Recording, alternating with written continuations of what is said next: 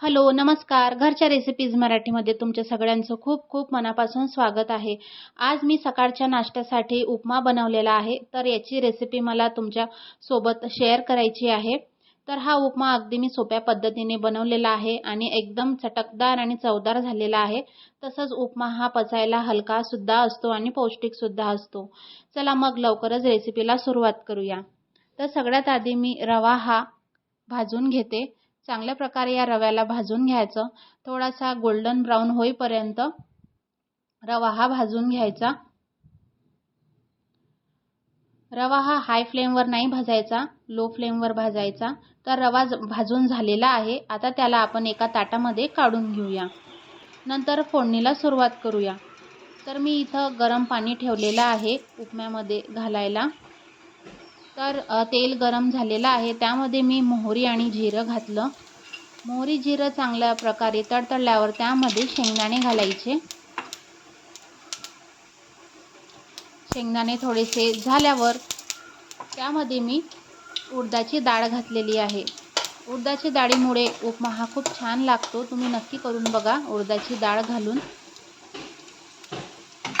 थोडेसे शेंगदाणे झाल्यानंतर त्यावरती मी कांदा घातलेला आहे उभा चिरून. नंतर त्यावरती कढीपत्त्याची पानं घालायचे आणि छान असं परतून घ्यायचं तेलामध्ये. वरतून मी लाल मिरची घातलेली आहे. तर यामध्ये मी हिरवी मिरची नाही घातली आहे म्हणून लाल मिरची घातली आहे वाळलेली. त्याचे असे बारीक बारीक पीसेस करून घातले आहे. नंतर कांदा आणि मिरची झाल्यावर त्यावरती भाजलेला रवा घालायचा. तो पण यामध्ये चांगल्या प्रकारे भाजून घ्यायचा. आणि रव्यामध्ये गरम पाणीच घालायचं. गरम पाणी घातल्यामुळे हा रवा जास्त चिकट होत नाही, छान मोकळा मोकळा होतो. तर चवीनुसार मीठ घातलं आणि परत एकदा छान भाजून घ्यायचं. आता पाणी गरम झालेलंच आहे. तर त्यामध्ये गरम पाणी घालायचं आणि मंद आचेवरती या उपम्याला एक वाफ काढून घ्यायची. छान असं पाणी यामध्ये मिक्स करून घ्यायचं.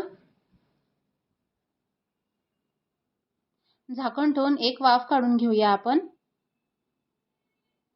तर एक वाफ काढून झालेली आहे. आता तुम्ही बघू शकता उपमा किती छान झालेला आहे. त्याला परत एकदा मिक्स करून घेऊया.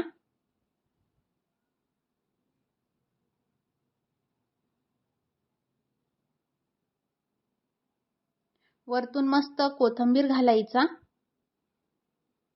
आणि अशा प्रकारे उपमा हा रेडी आहे, तयार झालेला आहे, मस्त झालेला आहे.